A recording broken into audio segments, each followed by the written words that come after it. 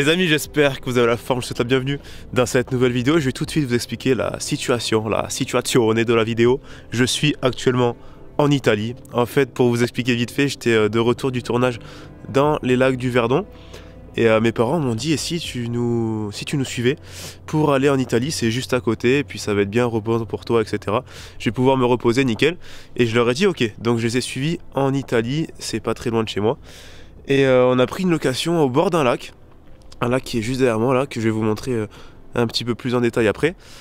Et il se trouve que ce lac est interdit à la pêche, à part pour les gens qui ont une propriété au bord du lac.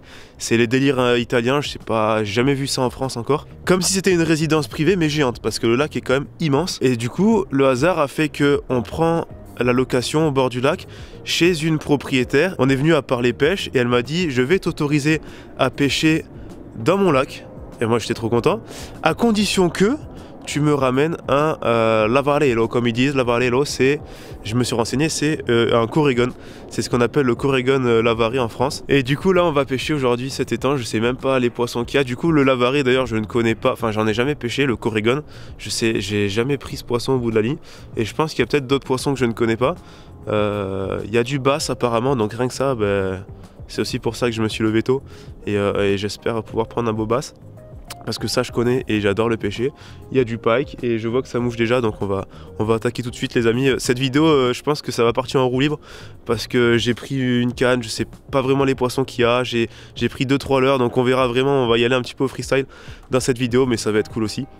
Voilà, je vous amène avec moi à la pêche aujourd'hui, let's go.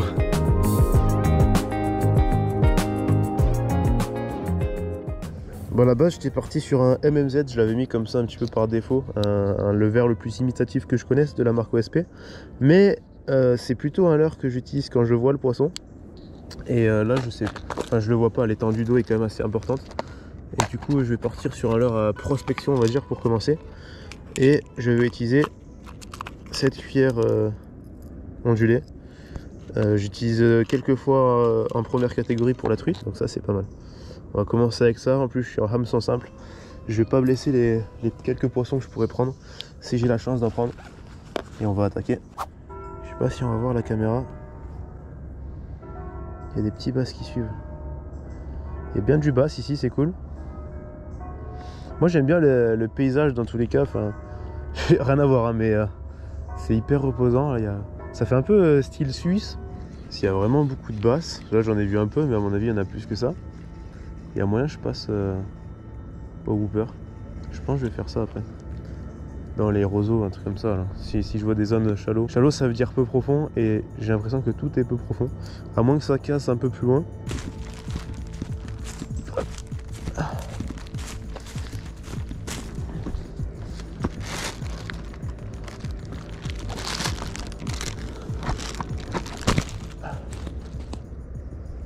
Il y a un bass.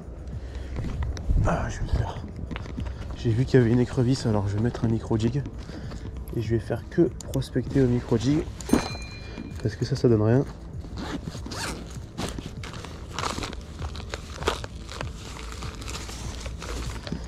Alors, quand c'est la galère, que t'as pas de boîte, tu mets tes leurres dans les tuyaux à lunettes, à la base.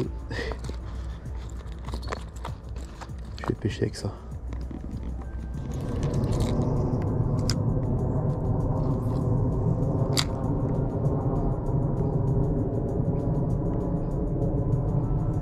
Ouais, touche. Poisson. Je l'ai eu. Je l'ai eu. Bon, c'est pas le monster.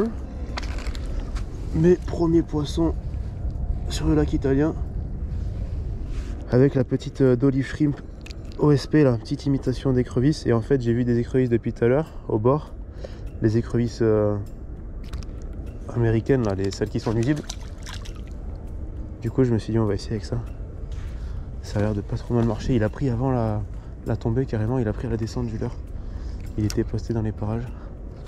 Premier poisson italien, ça fait plaisir. Alors là vous vous dites mais qu'est-ce qu'il fait le gars? Il est en train de mettre un shad sur son micro jig. En fait comme je sais pas où sont les poissons, j'ai toujours besoin de prospecter. Et avec la créature c'est bien quand on sait plus ou moins où sont les poissons. Ça permet de pêcher précis. Mais là j'ai besoin de prospecter, du coup je vais lancer. et ramené en linéaire, je transforme mon micro jig en micro sous-mine jig. C'est un jig que tu ramènes un peu comme un shad pour justement prospecter. Et c'est une technique dévastatrice. Il y a un petit brochet juste là. Mais il est trop petit pour engamer, je pense. Ah, il est là, il attaque. Mais il fait ça, quoi, il doit faire 15.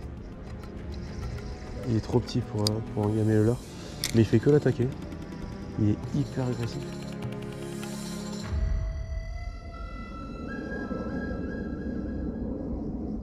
Wow! Ah, c'est une vraie perche! Oh non! Ah, ça me ferait plaisir de valider une perche, ce serait la nouvelle espèce. Ça m'a l'air assez difficile aujourd'hui.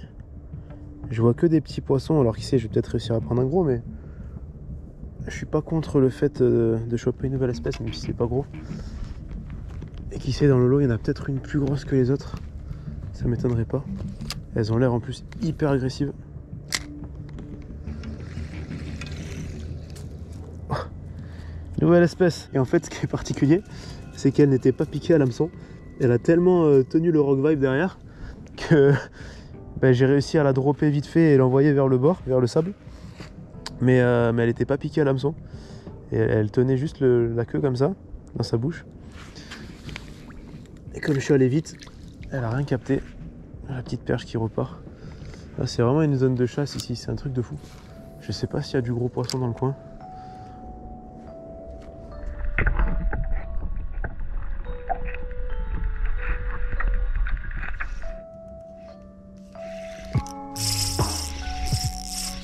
Un poisson ou quoi? Ah ouais. Tu sais, j'avais pas capté que j'avais un poisson. Et il est plus beau. Oh yes. J'avais même pas réalisé quoi. Un beau bass en pleine eau. Cette fois. Yes. Au micro jig en prospectant comme j'ai dit avec le petit rock vibe shad.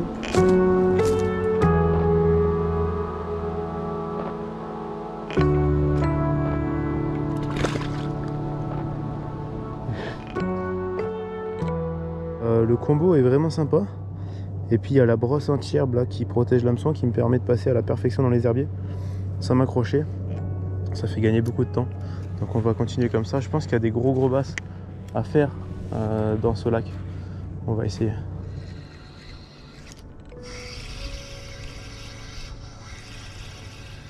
Encore un poisson? Ah putain.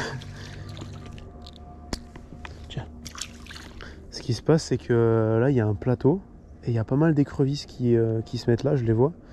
Et du coup, en fait, moi, avec mon leurre, je lance après le plateau et je le ramène sur le petit plateau. Je sais pas si on peut appeler ça un plateau, mais comment dire, une zone moins profonde qui descend tout doucement. Et je pense que les bas sont postés autour et qui viennent chasser les écrevisses vers là, tout simplement. Ça explique pourquoi je me suis pris plusieurs touches ici. Il se passe un truc trop drôle, les gars, regardez. Je suis en train de faire une story en même temps. Il y a une écrevisse qui vient sur moi, genre vraiment, c'est n'importe quoi. Genre elle vient sur moi les gars, je vais la choper. Hein. Je vais la choper. Je vais la choper. Bon, j'avoue j'ai un peu peur, mais je vais la choper. Ou alors c'est elle qui va me choper, je sais pas.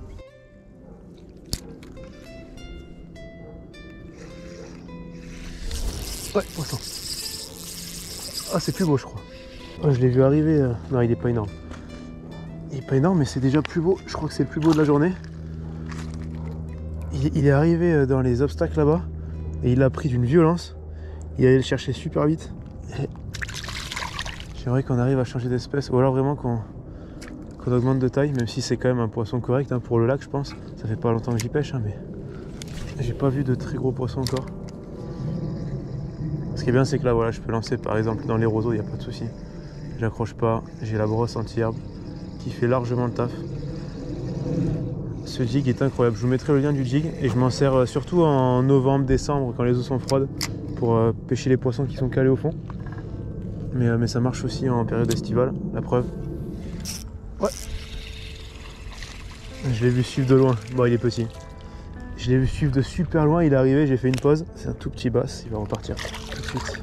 Mais c'est vrai que j'aimerais quand même trouver un endroit plus profond. Ça m'arrangerait.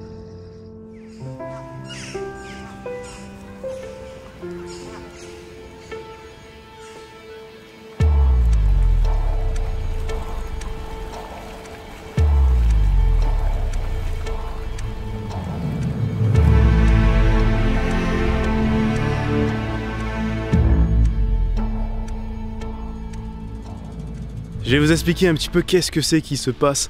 En gros, j'ai quitté le lac parce que de toute façon, j'arrivais pas à trouver les gros poissons. Et puis là, avec les parents, on est allé manger sur un autre lac. Enfin, on devait partir pour aller manger. Sauf que avec mon père, on a repéré des chasses juste là. Enfin, regardez, le lac est derrière moi. Le lac est plus grand. Et on a vu des chasses. Alors, je pense que c'est des chasses de perches. À moins que ce soit encore un de ces poissons bizarres que je ne connais pas. Pas encore. Et je me suis dit, vas-y, on va aller pêcher ça. J'ai les cannes dans la voiture, j'ai la caméra. Donc, let's go, on va tenter ça. C'est parti.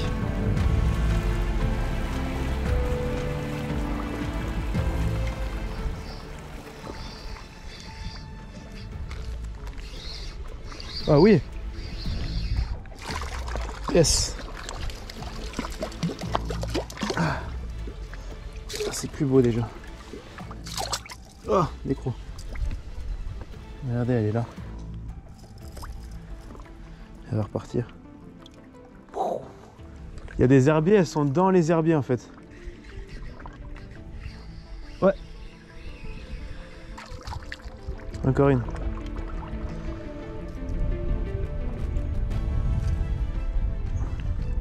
Un petit poisson. Alors là, je cherche les perches. J'ai mis un petit leurre, petit jerk que j'aime bien pour la truite. Mais pour les perches, c'est génial aussi. Et alors, j'aurais pu passer au leurre souple. J'aurais pu, mais je choisis de rester sur un leurre dur pour pêcher plus rapidement. Parce que les poissons ont l'air d'être quand même actifs.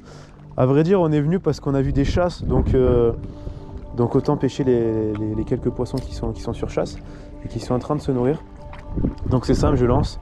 Et puis je ramène en jerk comme ça. Un petit peu comme je le fais pour la truite. Et les perches en fait montent parce qu'elles sont en dessous des boules de poisson. Et elles les poussent vers la surface, c'est pour ça qu'on les voit taper en surface. Et en fait je les fais monter avec mon leurre. Et elles viennent s'en saisir.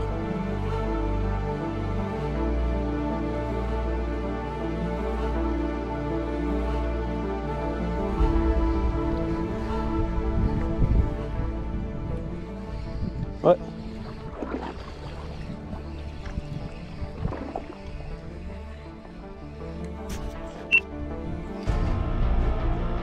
Oh, un brochet il m'a pris. Il y a un brochet qui m'a pris la perche. Viens, t'entends? Fais-moi avec ton tel, en travers. En travers.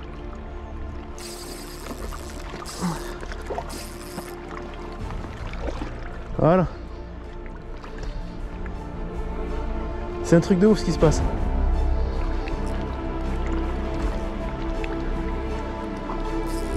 J'avais une perche et le brochet il l'a pris. Il était dans les parages, hein, il avait pas mordu au leurre par contre.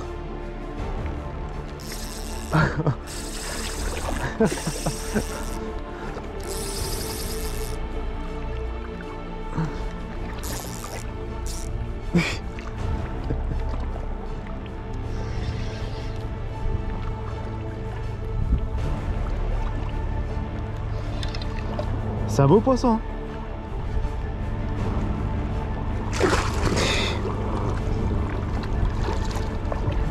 Apporte-moi mon sac s'il te plaît.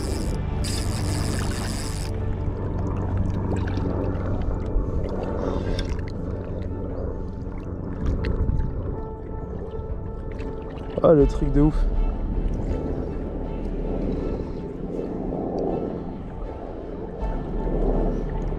De quoi? Ouais, on s'en fout des hameçons. Alors à la base j'avais pris une perche au bout de la ligne avec le petit jerk et puis il y a un brochet qui juste là a mordu dessus. Là on était vraiment on est parti pêcher en mode freestyle. Je suis habillé vraiment en mode ville, on allait marcher puis je me suis dit je vais jeter un coup de ligne avant d'y aller. Okay. Voilà. Hop là. Beau poisson, ça doit faire je pense dans les 80. Un truc comme ça. Voilà, beau poisson. Vraiment, on va le remettre. On va le remettre à l'eau dans son élément.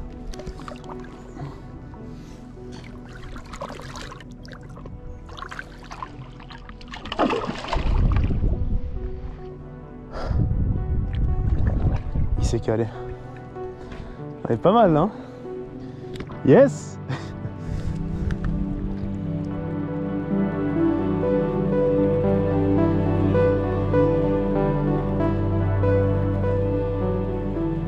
Et là, vous vous demandez peut-être, mais qu'est-ce que c'est ces immenses tours là qu'il y a au bord du lac? On est juste au bord du lac. En fait, c'est des fours à chaux qui servaient dans les années 1900. Le chaux, c'est une sorte de ciment et ils fabriquaient là-dedans. En fait, là, il y a des aérations, il y a l'endroit où ils faisaient chauffer, etc. Je pourrais pas vous expliquer tout, mais c'est assez technique. Mais c'est impressionnant de voir ce genre de structure juste au bord du lac. Et celle-ci a fermé en 1930. Moi, je trouve ça assez intéressant. D'autant plus que la structure est immense, mais quand même assez rudimentaire. Fabriquée en pierre, en bois, etc. Là, tu viens d'assister à un truc de ouf, hein. Oh oui, ça c'est beau, ça c'est beau. Ça c'est belle perche. Ah non, gros rocher. Ça c'est la version plus petite. C'est la version mini. Je vais prendre la pince comme ça, je l'abîme pas. Ça me fait rire de pêcher, tu sais, comme ça, j'ai l'impression d'être... C'est comme si j'étais en smoking à la pêche un peu, tu vois.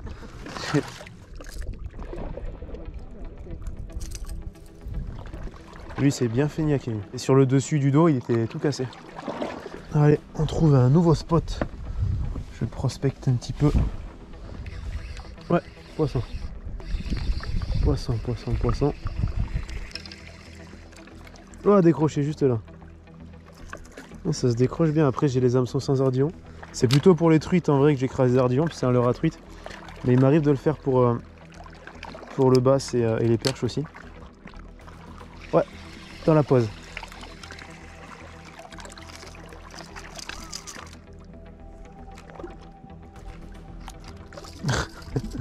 Elles sont vraiment teubées.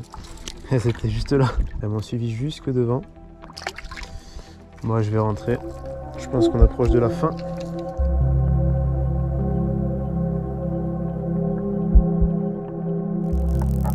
Bon les amis, fin de la vidéo du séjour en Italie. Franchement c'était drôle. Enfin ce qui était drôle c'est que à la base j'avais même pas prévu de pêcher spécialement. J'avais juste pris mon matos comme ça. Mais c'était plus des vacances tranquilles. Et puis on a réussi à prendre du poisson et à kiffer sur 2 lacs différents. Et à faire des dingueries quand même. Parce que le coup du brochet, ça m'est jamais arrivé je crois.